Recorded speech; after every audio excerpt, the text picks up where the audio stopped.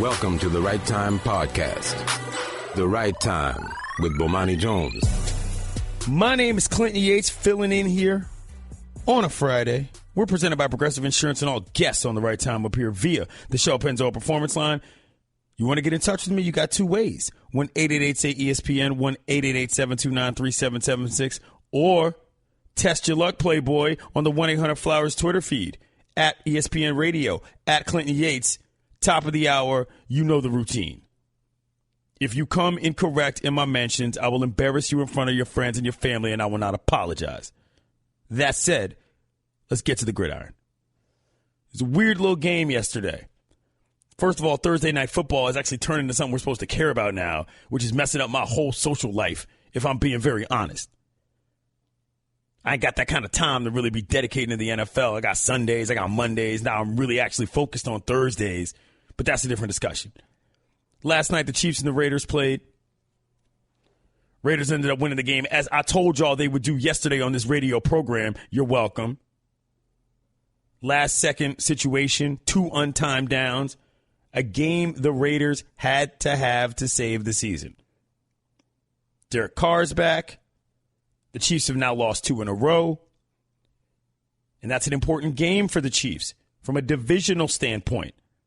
All right, they might be the best team in the NFL in some people's minds, but from the conference outlook, the Steelers, the Pats are still lurking, and the AFC West is still a good division.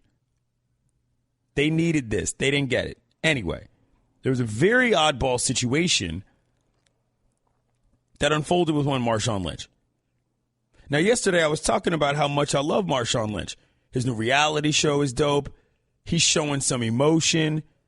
He's showing a side of himself that we hadn't seen before on his little Facebook show. And I don't want to say that we hadn't seen before, that we maybe just didn't necessarily know was so good once harnessed.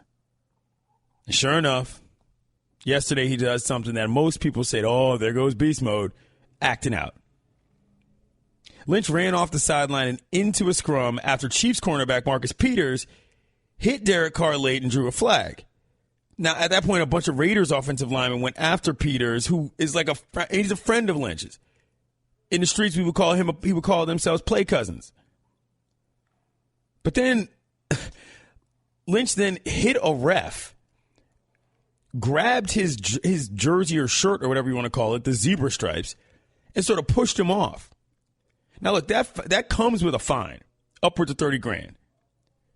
And he could also get suspended for coming off the bench. And that would cost him a game check, which is in the $80,000 territory. Don't come at me with your little jokes about how that was the longest run he had all night. We're smarter than that, and we're funnier than that here. Anyway, he gets ejected from the game. And then he just put his clothes on and chilled in the crowd, which was a whole other thing. Now, there's a couple factors about this that are really, I don't want to say strange, but are probably very difficult for the Raiders to deal with, but I think ultimately is a Marshawn Lynch problem. And I don't mean problem like catastrophe. This is not a hashtag outrage situation. But here's why I feel this way. This was supposed to be Marshawn Lynch's sort of swan song. This whole Facebook show we're talking about, coming back to the Bay, repping for his city, the Raiders are pretty good. Y'all have heard me on these airwaves and other airwaves saying that I thought that he was going to run them into the Super Bowl and right on into the desert. This is not a good look for beast mode. Not remotely. Let's hear the radio call from 95.7 FM, The Game, KGMZ, from this incident. A quarterback draw to Derek Carr. What are they doing here? Alan Bailey stands him up, and now they bury him down. They're going to get a personal foul on D. Ford as the Chiefs are trying to hurt Derek Carr. Marcus Peters slammed into him, and now we got a little bit of a pushing and shoving. The Raiders are unhappy as Marcus Peters. Now another flag comes in. Hey, I'm just going to let you guys know Marshawn Lynch ran in from the sidelines. If they find You want to add his guy Marcus Peters. Go kick him out of the game. Again, that was from 95.7 FM, The Game, KGMZ. Now, again, First of all, the fact that he's defending a friend who's not a teammate on the field, like, I don't have a huge issue with that. It's just a little oddball, I think, in terms of what we're normally used to seeing in on-field Donniebrooks, if you will. That was a little strange, I think, for most people to process. Not the biggest deal in the world. If he's fam, he's fam. He ain't trying to see him get messed up. But also, I can't think of the last time I saw somebody dart off a sideline in a football game to get into a scrum. Like, it was one of those things where I was like, I mean, maybe my memory is not serving me well here, and perhaps there have been many incidents that I'm just not familiar with. But that was a very unusual sight, in my personal opinion, to see him firing off the line to go just sort of stand people up and hit referees. Like, the visual vocabulary of that was very funky to me. Let's hear what Jack Del Rio, Raiders head coach, had to say in the press conference about Marshawn's actions. I was disappointed that he ran out, as I knew that we had a 15-yard penalty and we were going to be in good shape. I didn't get a chance to, have a conversation about it. I told him, you can't leave the bench like that. And that was about it. Next thing I knew, he was being tossed. The ref told me that he actually had put his hands on him. You're listening to The Right Time with Bomani Jones. My name is Clinton Yates, filling in here on a Friday on ESPN Radio. That was Jack Del Rio, Raiders head coach. Pretty straightforward, plain Jane there. But ultimately, I don't want to go so far as to say I'm disappointed in Marshawn. Because, look, I don't know him. He don't care about what I think. But at the same time, I was really rooting for this to be the season where anybody who chose not to like him sort of was forced out of that opinion. And now I feel like a lot of folks are kind of in this, the same old Marshawn. You know, people had issues with him dancing on the sideline, people in the NFL, people elsewhere. I love that kind of stuff. But this was not a good look. Like, on any level. It's not that it's indefensible. That's not what it's about. But it was a series of really bad decisions, I feel like, in terms of himself. Now, if you're the Raiders, what do you say? Hey, you can't do that? Like, I don't think this is some huge institutional problem for the Oakland Raiders. I think this is Marshawn, and I hate to use this word because it sounds so gas-baggy, as Le Batard would say. There's a legacy issue here, which is that, are we going to remember Marshawn for being the tough guy eating Skittles who ripped off one of the best runs in NFL playoff history in Seattle? The guy who probably should have gotten the ball and they would have had another Super Bowl ring? Or are we going to remember him as a guy that went back to his hometown and started doing a bunch of nonsense for a Raiders team that ultimately, I don't want to say underachieved because Derek Carr has been injured, but for a Raiders team that ultimately didn't live up to what people thought they could be?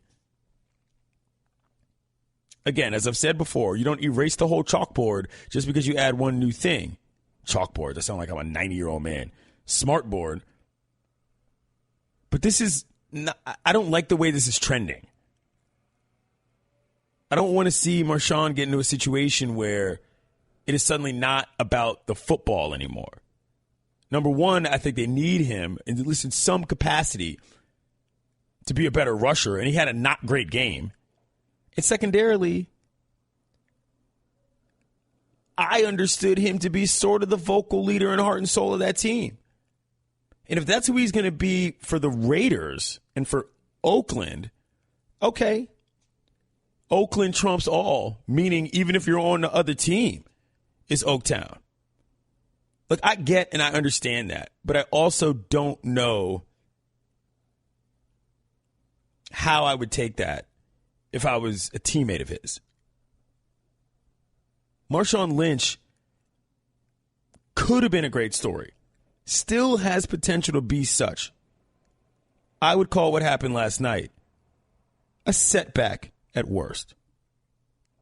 Weird play, gonna get fined, not something you want to see from a guy that's supposed to be effectively your player, and I don't want to use the word mascot because that's foul, but your representative and your ambassador on top of your running back. The Right Time with Bomani Jones.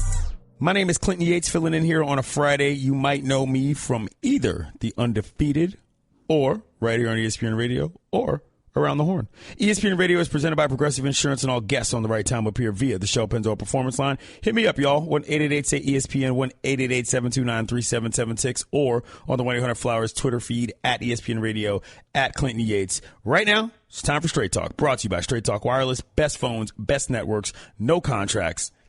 Let me lay some things out for y'all regarding what happened last night in Los Angeles. There's a couple different things at play here, per usual.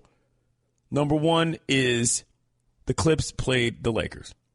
Clearly, LeVar Ball's son, Lonzo, in his first professional game in the regular season. This is obviously a big storyline in Los Angeles. This is a big storyline in the NBA as far as I'm concerned. Now, I'm obviously on record as being a fan of their operation. Be it the Big Baller brand, be it their show, Ball in the Family, good show, by the by. Be it the fact that LeVar is a dude that had a vision for his children and his family, and he's trying to execute that. The Baldashians are hopefully going to come to fruition at some point.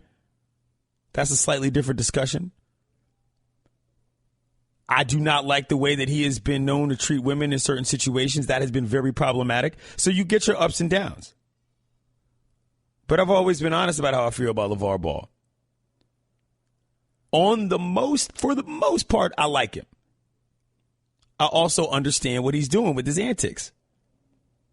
Here's the problem. LeVar Ball is not in the NBA.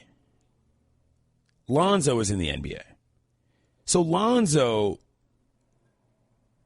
is basically, with his body, cashing the checks from LeVar's mouth, which was to be expected. But when you run into somebody like the homie Patty Beverly, you got a problem, fam. Because Patty Beverly don't play.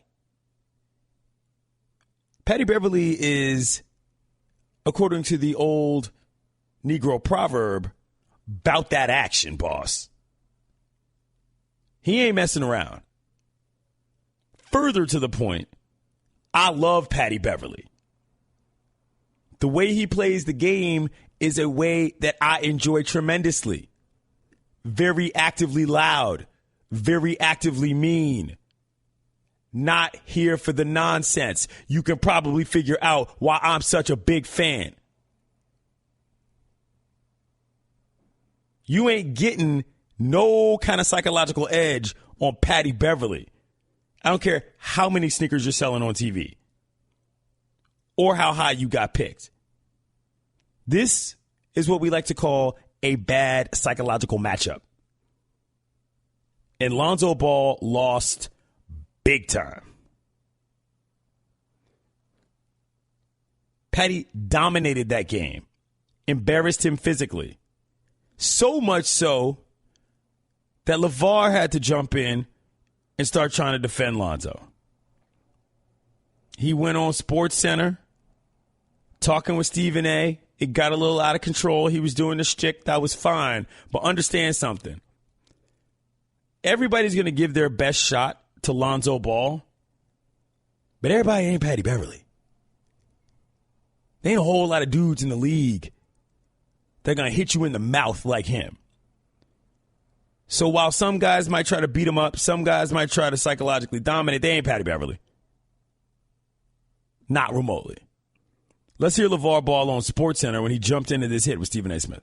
Yeah, we interrupt our regularly scheduled programming to bring you LeVar Ball with Stephen A. Listen, this man was about to leave the building, but he saw me, decided he wanted to interrupt the SportsCenter proceedings to make a point. Excuse me, you had some explaining to do. 3 points on 1 for 6 shooting for the man who happens to be your son. He's got a lot of promise, but tonight was not a great night. You said it was going to be a great opening night. It was a great opening night. What? How? Explain. Big Baller brand went up 12%. It's always good. Even when you lose, I win. You see what I'm saying? Big Baller brand, we here to stay. I tell you what, Lonzo did good. How? What game were you watching? How did he do good tonight? Watching. Well, how did he do good tonight? Explain that, Mr. Rebounds. Coach. Really? Physical. Really? On a bad foot. Did you not see? Oh, there's a bad foot now. That's where we going. That's where we going. Listen, don't start. Don't you start. You ain't move. What is that? Listen, Patrick Beverly got all over your son. He drank all over your son. What did Patrick Beverly have? What do you have? All right. You heard all that. Your two uncles drinking Henny at the cookout in the backyard, talking trash. That was basically what that was. By the way, I'm Clinton Yates, filling in for Bomani Jones here on the Right Time on ESPN Radio. LeVar's nonsense has its place in their system. I don't know if I need that after every game. Like, if it makes me laugh, it makes me laugh. That didn't make me laugh. But I also don't know that I consider this a big problem. You know, I'm not bothered by his presence. But I am bothered by his dismissive attitude of the aforementioned Patty Beverly. First of all, when my man played for the Rockets, the Arugulas, sidebar, for those of you who asked me about why I call the Rockets the Arugulas, it's because the Brits call it rocket, like the plant. Back to the point. When Patty Beverly played for the Arugulas, he was a tremendous lockdown defender. He is a nice pickup for the Clippers. Don't be out here talking about who is Patty Beverly. I think you found out in very short order who he is. Matter of fact, let's hear what Patty Beverly had to say about Lonzo Ball. I just had to set the tone, man. I told him out the game, man, due to, all the riffraff his dad brings, that he's gonna get a lot of people coming at him. He has to be ready for that, and I let him know after the game. But what a better way to start with Mr. Lightning for a free guard tonight. How much do you embrace? I'm not done. Welcome to the little young NBA. I can't even explain to you guys how much I love Patty Beverly. When I was a 17-year-old playing high school basketball, thinking it was the center of my whole life, that's exactly how I acted. I was a total jerk, actively trying to annoy everybody at all times on the other team. A lot of loud yelling, a lot of screaming at the other team's coach because he can't really yell back because that's foul when you're in high school. Patty Beverly is my spirit animal in a sports sense on a lot of levels. So when my man comes in talking about I had to set the tone, oh, I love it. I love it. But also, you see how respectful he was about the situation. He said, I told him that after the game. A lot of people are going to be coming for you. Basically saying, it's just business, young blood. This is how I do. Who is Patty Beverly? Patty Beverly is the dude that won the psychological battle last night over both Lonzo and LeVar Ball. The Right Time with Bomani Jones. My name is Clinton Yates, filling in here on a Friday, and ESPN Radio is presented by Progressive Insurance. All guests on The Right Time will appear via the Shell Penzo Performance Line. You can hit me up one of two ways. 1-888-SAY-ESPN, 1-888-729-3776. Or you can try your luck on the 1-800-Flowers Twitter feed. At ESPN Radio, at Clinton Yates. It's the top of the hour, so you know the disclaimer. If you come incorrect in my mentions, I will embarrass you in front of your friends and your family, and I will not apologize. Those are the rules. Deal with it. Joining us right now on the Shell Penzo Performance Line is Arash Markazi, ESPN senior writer. He was at the Staples Center last night, a.k.a. Beverly versus Ball and Ball. Give me a little bit, Arash, about what the vibe was like going into this, long before anything transpired on the court. I knew there was a little bit of bad blood because of what LeVar Ball had said. And, Patrick Beverly just in general has a chip on his shoulder. So if someone comes into the league and is being hyped as, the second coming and the best point guard in Los Angeles and all this stuff, he felt the need to kind of show him, hey, you played amongst adults now. You played in the NBA. That's not how we roll. And so, he gave him a little forearm shiver in the first half. And, I kind of thought that was it, and then I'm in the corridor leading into the Clippers locker room after the game, and Patrick Beverly is screaming, a lot of obscenities that I can't repeat, but essentially, don't come at me with that. You're weak, whatnot. Again, a lot of profanities. And, it really kind of drove home that this was a game that Pat Beverly wanted to show Lonzo Ball, and really his father, who was sitting one row behind courtside. This isn't UCLA. This isn't Chino Hills. This is the NBA. I got to explain something to you, though. I love Patty Beverly. Like on a personal level, I'm a monster fan of his approach to basketball in many ways. So I just wanted you to know that I'm here for that. What I will ask, though, beyond that, just quickly before we get back to all this other stuff, what was this game like outside of the Ball versus Beverly matchup in terms of what you saw from the Lakers and what you saw from the Clippers?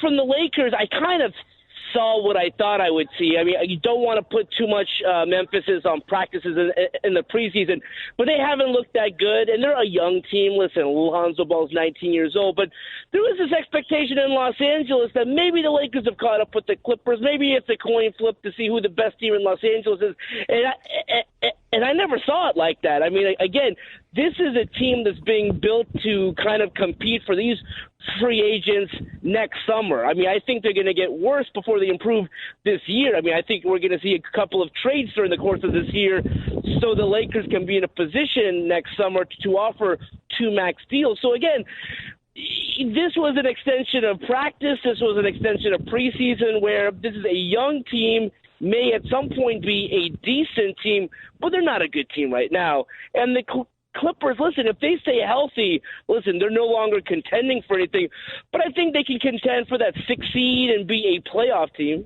So, yeah.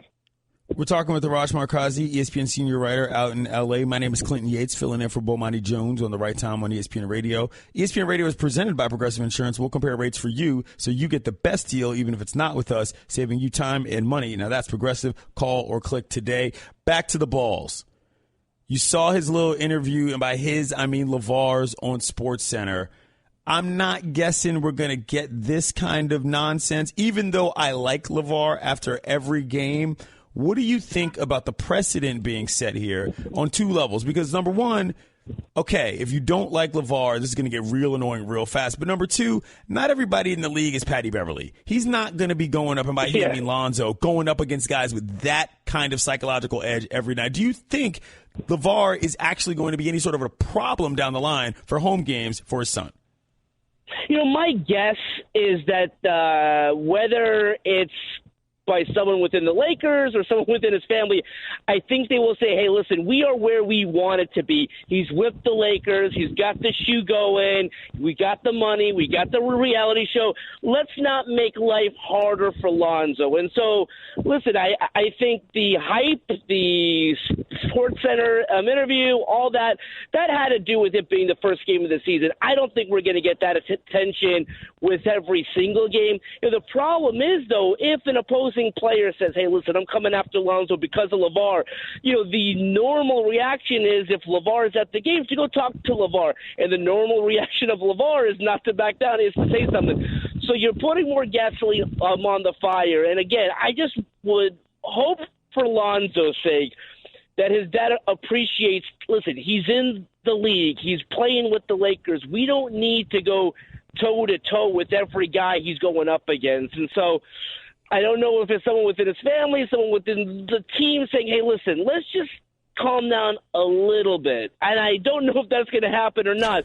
But again, a lot of attention was placed on this just because it was the first game of the season.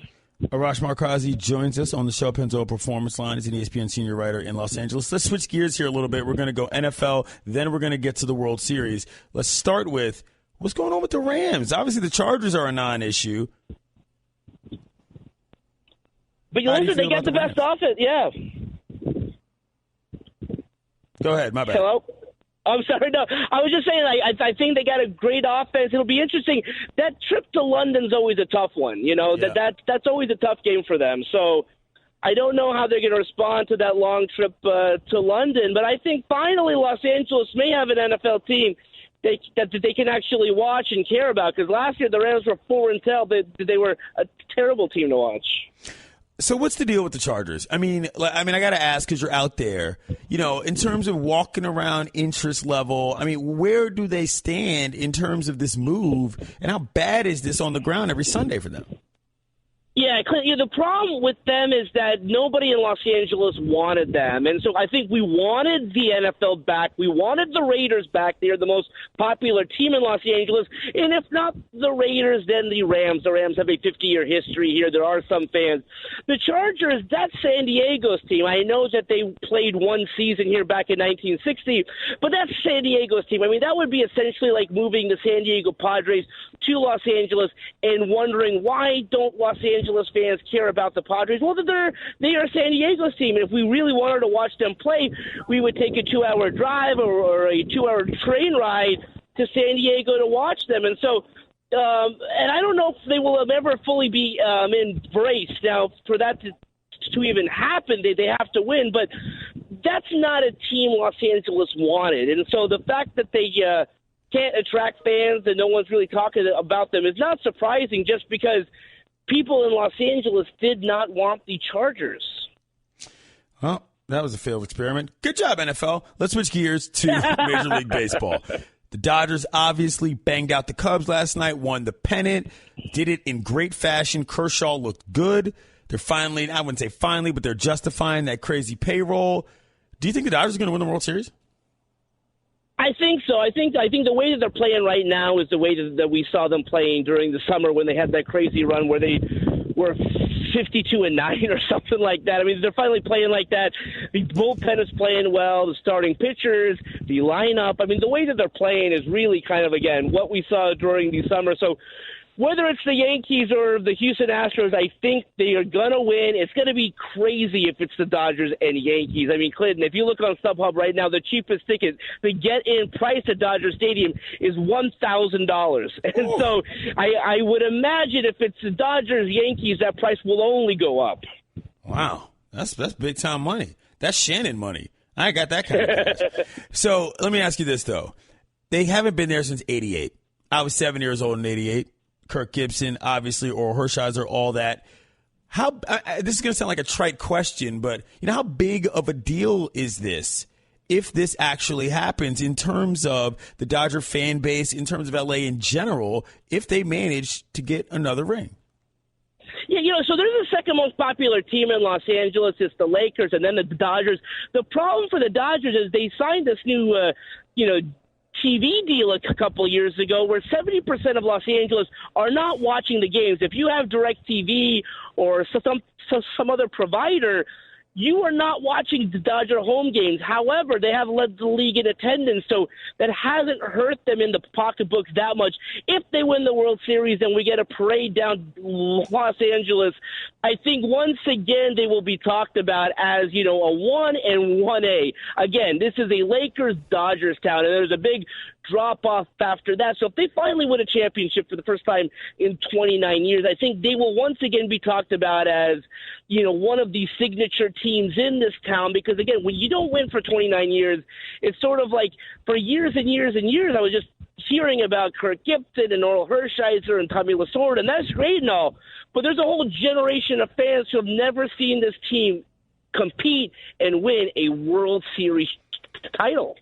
He's Arash Markazi. You can find him on Twitter at his name. He's an ESPN senior writer in Los Angeles. Thank you, Arash. Thanks, Clinton. No problem. The Right Time with Bomani Jones. It's time to talk baseball, y'all. The Dodgers looked pretty good last night. I mean, for those of you who thought that the Cubs were going to get back into this, that didn't happen. They officially got banged out last night. And the Dodgers did it in a way that not only that I liked, but it showed me that this team is definitely World Series material in terms of being able to win it. It's their 19th World Series appearance. That's tied with the Cardinals for the third most all time. They won by 10 runs. All right, that's the largest road win to clinch a pennant in postseason history. Think about that. Kershaw looked good. That's what you always worry about with the Dodgers. Is Kershaw going to blow up and create a problem? That didn't happen. 6 innings pitched, gave up 1 run and 3 scattered. Insert baseball jargon here, Shannon. Scattered 3 hits.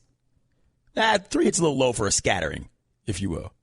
All right, but anyway, it doesn't matter if you can allow 15 hits, but if you win, you've scattered 15 hits over 9 innings.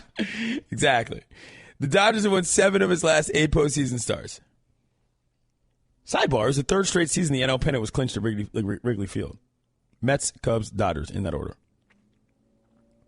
Cubs went 0 for 14 with runners in scoring position this series. And from Elias, the only other team in postseason history to finish a best-of-7 series hitless with runners in scoring position was the Dodgers, who went 0 for 22 in those situations in the 1966 World Series, a.k.a.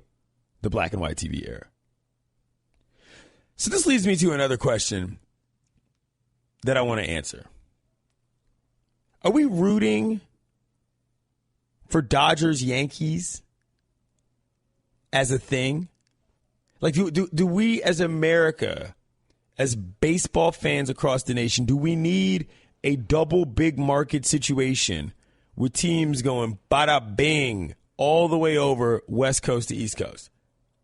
Personally, I think we do.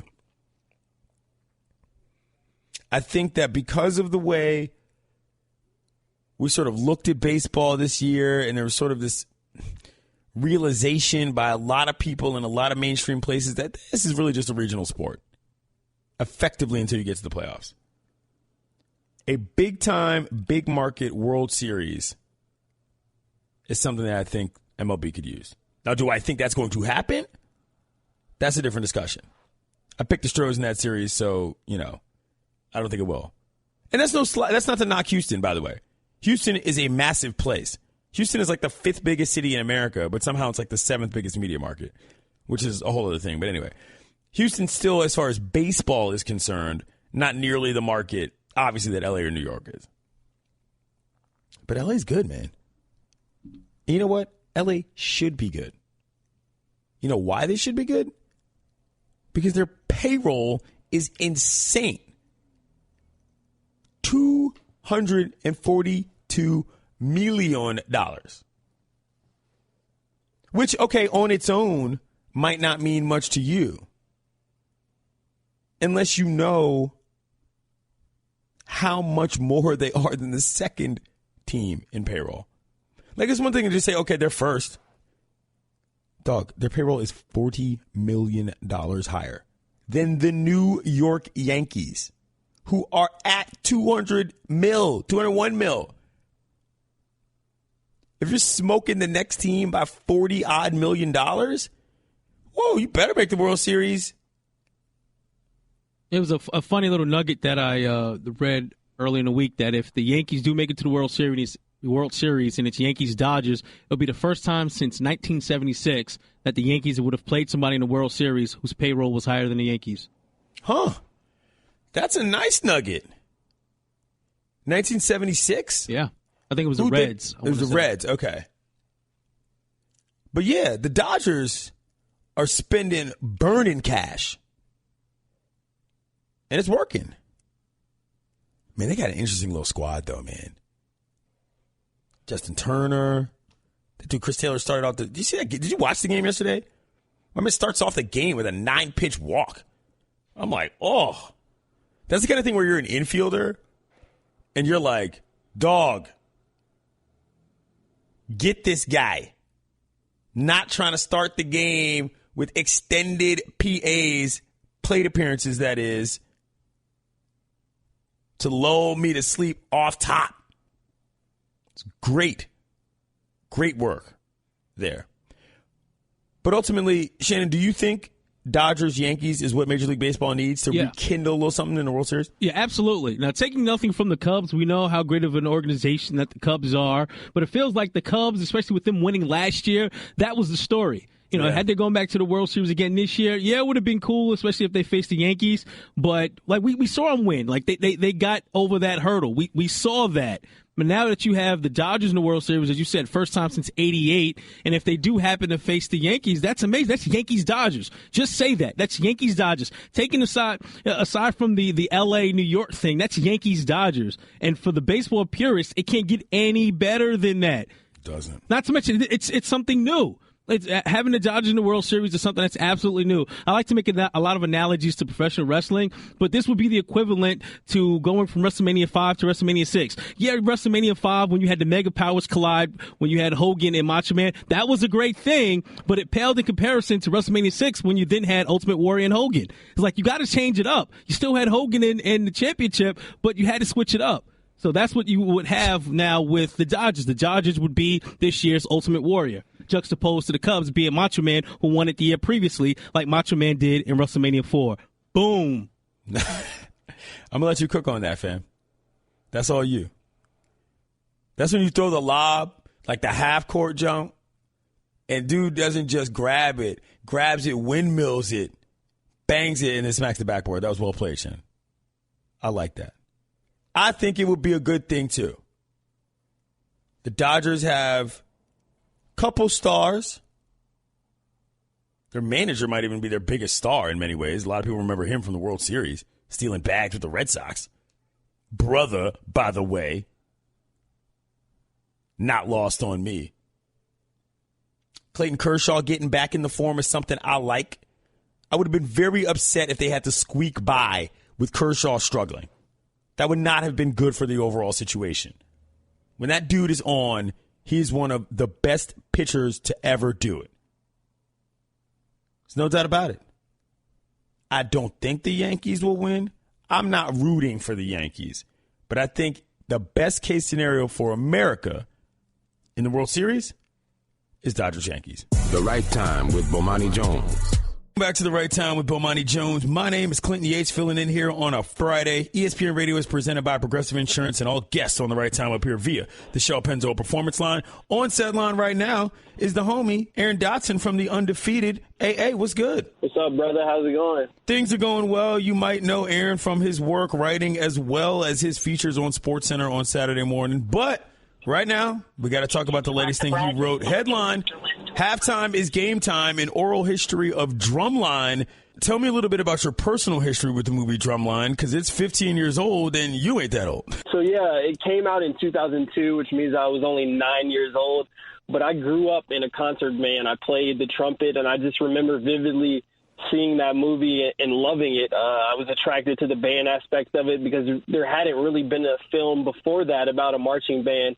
I just remember falling in love with Devin Miles, the character of Devin Miles, played by Nick Cannon, and that was one of his first big movie roles. And it's just a pretty epic film that I really cherish from my childhood. I think a lot of people don't necessarily realize that this was sort of not exactly a mainstream movie, but it was a movie that introduced a lot of, frankly, white America to what band culture is, not just in high school, but at HBCUs as well. You touch on that in a little bit in the oral history. Explain some of that background for me. Definitely. I mean, this was a Fox 2000 picture, so it was kind of a low-budget film. Director Charles Stone needed $20 million to make the movie. They only budgeted for $13 million to begin with, and they wouldn't give them extra money until they actually added a white character to the film, which I found very interesting. That had never really been reported before, and some of the producers and Charles Stone kind of told me that in passing, and I just find it interesting that the character of Jason Floor, they had to add him to the script to get this extra money in the budget to make this film and introduce this culture to a lot of people. We're talking with Aaron Dotson of the Undefeated here on The Right Time. Clinton Yates filling in here on a Friday. Headline: Halftime is game time, the oral history of Drumline. Oral history sometimes can be interesting because talking to all the characters, you don't necessarily get all love from everybody. It felt like throughout this, there was some controversy. It was not an easy movie to make for anybody involved. What were some of the things you learned about the sort of process of how this film was made that were not, quite as easygoing as they could have been? Yeah, I mean, I think the biggest thing and the biggest takeaway is all the rigorous training that these actors went through to kind of embody and emulate Southern HBCU show-style marching band, because I talked to Nick Cannon's drum double in the film, and he was saying that because there's real drummers in the film, and they saw these actors come on set, and they're like, what is this? What is going on? I mean, you guys are trying to make a movie about HBCU bands, and you're having actors instead of real drummers. So there was a little bit of controversy in terms of the training, but all the actors went through it and ended up doing well in terms of on the screen when the film was rolling. As a quick aside, for you personally, as somebody that was in band and in band, I mean, I say that there's this sort of stigma about that, except in the black community where, like, if you're in a band, you're dope. But I guess I'm asking you, how do you think this movie holds up? Because, like, it's on VH1 now, and I watch it because it's got cool, like, the solo scenes and all that. But for you, is this still a flick you check out when it's on every once in a while? Yeah, to be honest, I watch it every time it comes on VH1 or TBS, and I think it's held up really well, and a lot of the actors and the producers and director Charles Stone kind of realized that. Dallas Austin, who's the Atlanta music super producer, he inspired the film, and he kind of said that before Drumline, a lot of people thought that people in bands were nerds, they were uncool, but this movie kind of made it seem like, and showed the world and showed the people that to be in a drumline, to be in a marching band, you have a lot of rhythm, and you're a cool cat to be in the band, and that's why I think the film has really held up over the last 15 years. Aaron Dotson of The Undefeated joins us here. We're talking about his oral history of the movie Drumline. What was the most shocking thing you learned about this film overall, besides the fact that they had to insert a white character in order to get $8 million more bucks? So a couple things. One, I think it's really interesting that Nick Cannon got the role over T.I. and Lil Wayne, just because I just can't imagine either of them playing the role of Devin Miles, especially not Lil Wayne. It was a very young Lil Wayne in the early 2000s, but I just can't see that. And then one thing that actually didn't make the oral history is a lot of people were just talking about how much Nick Cannon wanted this role of Devin Miles, and I was kind of talking to him about it, and I asked him, what's one thing you never told anybody about Drumline and getting this role? And he was like, actually, when we got to Atlanta and started filming, Nick Cannon said he made a vow to himself to be celibate the whole time that they were filming. And he was like, that's just how committed I was to this role. It was his first big movie role. So he said that it was tempting in Atlanta in the early 2000s with all the women down there, but he made a vow to himself that he wasn't going to be getting it in with anybody. Last thing I'll ask you, Aaron, is this. Do you like the movie better now as a result of having written this story? I wouldn't say I like it better. I think I appreciate it a little more just because I learned about some of the nuances of the film. And I just appreciate just how hard these actors worked to bring this subculture to life. And, I mean, if you look at it, I mean, this is the starting point for a couple actors and entertainers in the beginning of their careers, because this was before Zoe Saldana was Zoe Saldana. This was before Nick Cannon was Nick Cannon. So I just think that I appreciate it more now, looking back and what they did to kind of jumpstart their careers with this film. He's Aaron Dotson. He writes for The Undefeated, and you can catch him Saturday mornings reviewing college football unis. Thanks, AA. Thanks, Quentin. Shannon, what do you think about Drumline? You like that movie? I enjoyed the movie, actually, overall. As someone, I played in the band in high school, senior in high school, didn't play it in college, and I attended 2 HBCUs, so I appreciated the movie. I thoroughly enjoyed the movie. The only problem that I did have, though, right, the only problem that I found that was a stretch there was the fact that Nick Cannon's character, coming in as a freshman, was able to get the hottest girl on campus. I mean, she was in a sorority, and she was the head of the dance line, and he was able to bag her. That seems a bit unrealistic. Maybe I'm bit of a reach. Maybe I'm selling myself a little bit short here. Maybe I should have been shooting my shot a bit higher freshman year in college. I don't know. I found that a bit unrealistic. So you're saying that the process? Exactly right. He had to work his way up. You just can't start right at the top. You got to find another freshman out there, maybe at freshman orientation. Meet her. Got to work your way up. It's like Mario. You don't get Koopa right from World 1, right? You gotta go through the first 3 levels and then get to Bowser. That's why he's Nick Cannon, though. You know what I'm saying? He's a gigolo, spending lots of dough. I like that song. Don't at me. It's a good one. ESPN Radio is presented by Progressive Insurance. Progressive is celebrating 5 years and more than 500 cars donated to vets. To learn more, visit keystoprogress.com. I just saved hundreds of dollars by switching to Geico. I'm so happy, I feel like I can fly. Disclaimer, you will not be able to fly by switching to Geico. This is against the laws of physics and nature. If you find yourself flying, please seek professional and or medical help immediately. In the unlikely event you find yourself flying, you might be a superhero, or a pigeon, or a superhero named Pidgewoman, who was bitten by a radioactive pigeon. If you are indeed Pidgewoman, Geico retains all licensing publishing rights in the event Pidgewoman the movie becomes a top-grossing Hollywood blockbuster. Geico. 15 minutes could save you 15% or more. The Right Time with Bomani Jones. My name is Clinton Yates, filling in here on a Friday, and we are presented by Progressive Insurance. All guests on The Right Time up here via the Shell Penzo Performance Line. Hit me up, fam. The 100 Flowers Twitter feed, at Clinton Yates, at ESPN Radio. Wouldn't mind taking some calls right now. 888-ESPN, 888-729-3776. Tonight, Cavs, Bucks, on ESPN. Coverage starts at 7 p.m. right after this program. It's a simple question, y'all. Who's the second best team in the East?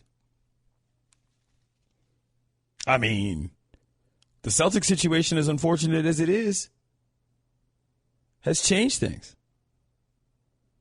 The Bucks are out here looking good. My Zardos look decent.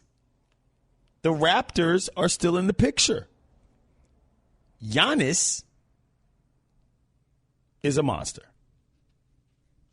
This is a big game tonight. National TV spot. The Bucks are sort of on that, are we second tier or are we not question? You got to figure that out tonight. Giannis out here baptizing cats. I mean, the way he plays is unfair on some levels. The way his range works in concert with his skill set and his speed and his smarts.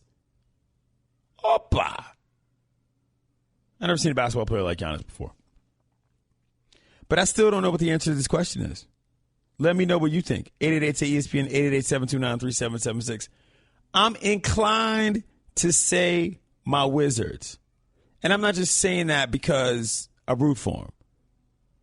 I'm saying that because if you watched that series against the Celtics last year, that Celtics team, that series was a couple buckets from going the Wizards' way.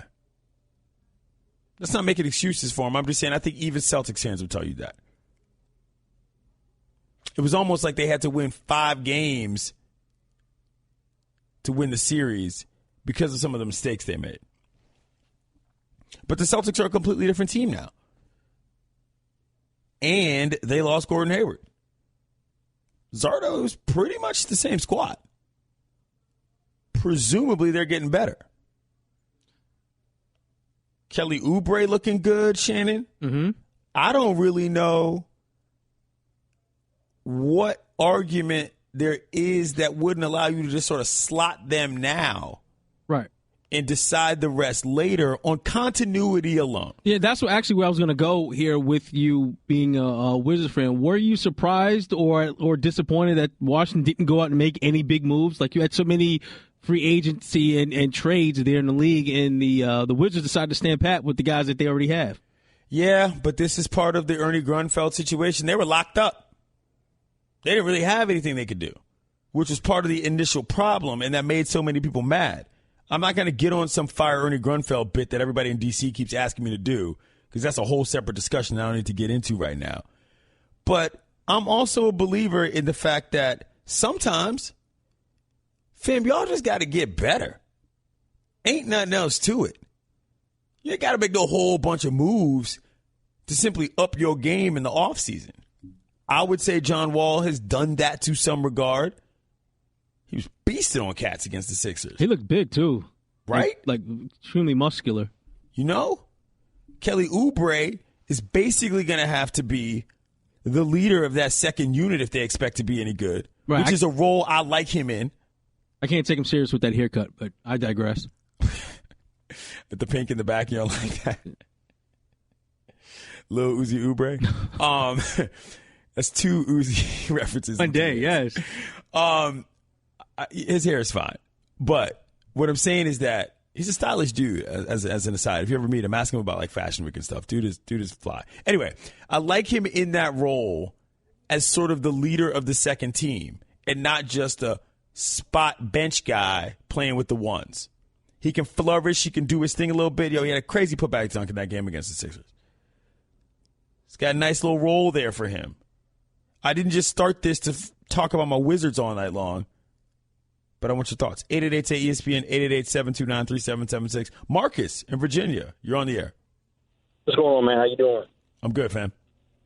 Good. Yeah, I agree. The Wizards are the number 2 team in the East.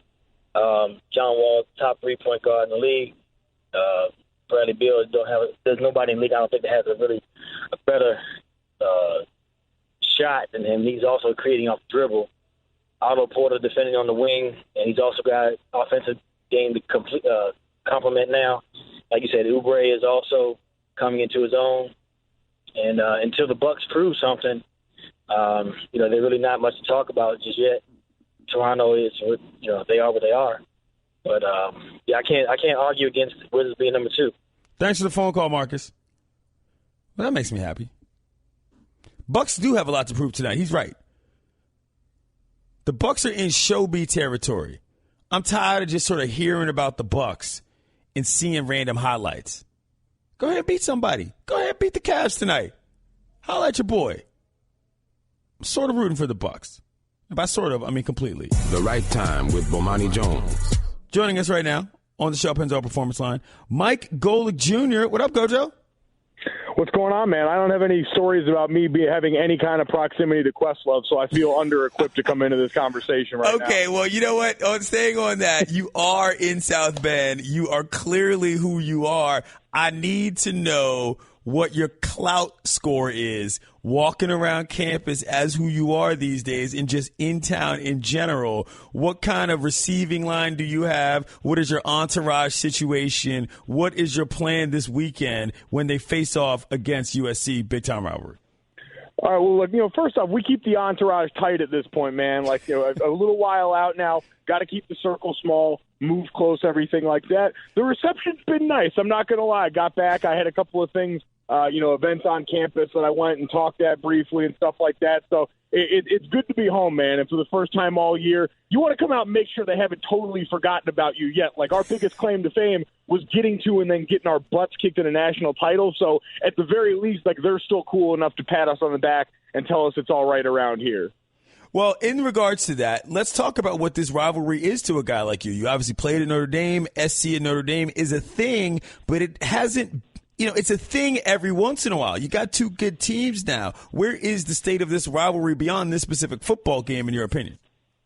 I think it's strong. I mean, it's always going to be strong for the parties involved, but we know the national appeal kind of changes with the rankings. Like, my last year when we played them, we had both completely flipped. USC had started that season in 2012, preseason number 1. We were preseason, I think, down low in the 20s, and by the time we played, we were number 1 in the country. They were unranked, but still within that locker room, like, we were playing a de facto playing game at that point, Clinton. So we knew we won that game. We were 12-0. We're in the title. I'm sitting in the hotel with my dad the night before the game, and I looked at him, and I was like, I know all this stuff is on the line, but, like, this is the only thing I care about. Like, when you sign on the dotted line to come and play at Notre Dame, one of the things you sign up for is a chance to go out and beat Southern Cal. And for a team that had beaten us on our home turf a couple of times, we went out there ready and willing to return the favor to them. So there's a sweetness that comes with winning this game all on its own. And we know this time around, there's a lot on the line. This is basically a playoff game for both of these teams. The loser is effectively out of that Final Four hunt. So even with all on the line, inside that locker room,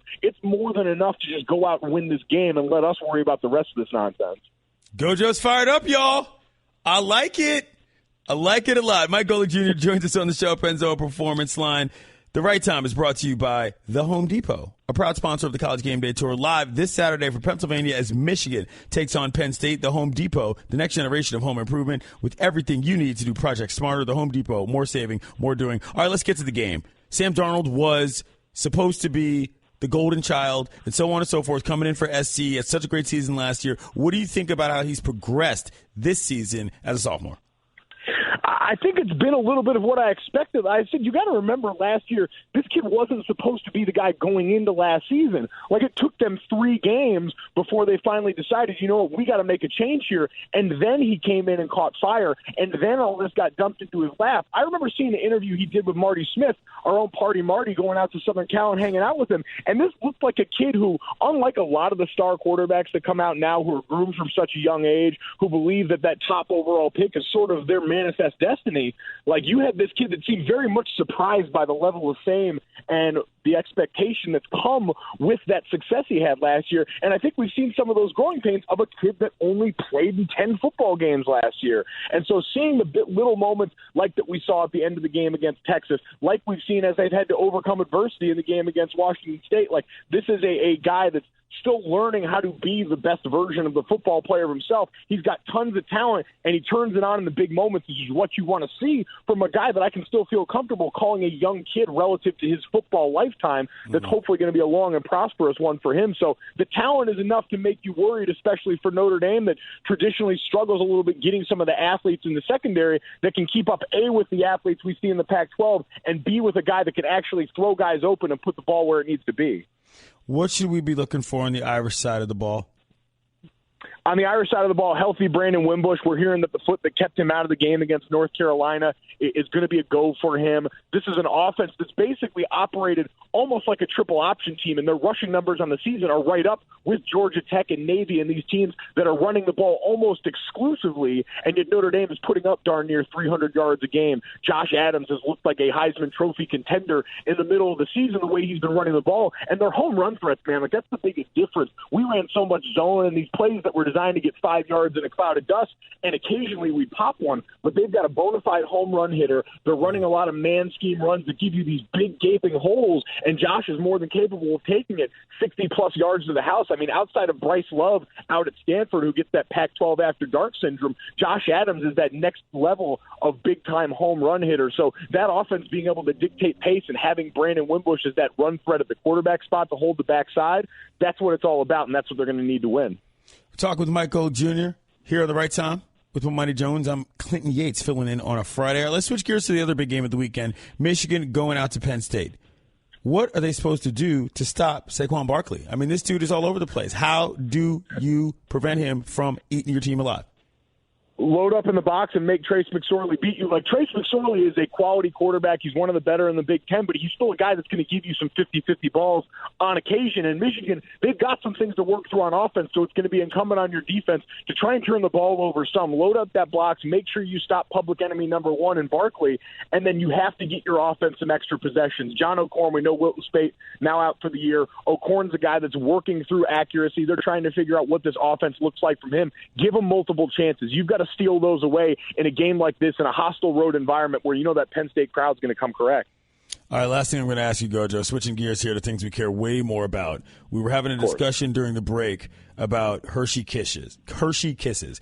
My opinion is that they are seasonal delights, not generally underrated in the family of snacks. Where are you on Hershey Kisses as we approach candy holiday season in the fall? I'd agree with you. Like, it's the perfect bowl combination with another snack. Think something a little more savory, something with a little more salt to it on the outside, and then you've got the Hershey Kiss as that sort of counterpunch to everything. But I'm with you. The candy cane stripe ones are great around the holiday season. You don't need to make it a mainstay. Let it be special. Let it be something you only have to work for once a year to open up those cumbersome little wrappers. I'm totally with you. Make it a seasonal treat. Keep it special. He's Mike Golick Jr. He's a college football analyst. You can hear him on ESPN radio, and he knows his snacks. And I appreciate that. Thank you, Mike. Thanks, Clint. Have a good one, man. No problem. Coming up, Chris Singleton's going to talk some baseball with us. I told you Gojo would be on the right side of the Hershey Kisses. Don't at me, Playboy. Thanks for listening to the Right Time Podcast. Please come back tomorrow for more. And don't forget to listen to The Right Time with Bomani Jones from 4 p.m. to 7 Eastern on ESPN Radio and the ESPN app.